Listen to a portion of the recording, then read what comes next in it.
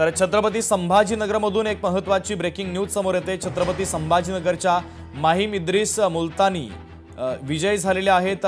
फरदापूर जिल्हा परिषदेतून माहीम इद्रिस विजय झाल्याची महत्त्वाची अपडेट आपण पाहतोय। तर सांगलीमधून एक महत्त्वाची बातमी। सांगली जिल्हा परिषदेमध्ये काँग्रेसने आपलं खातं उघडलेलं आहे। काँग्रेसच्या वोटातून ही महत्त्वाची बातमी। काँग्रेसचे उमेदवार वृषिकेश लाड येथे विजय झाल्याचं पाहायला मिळतंय।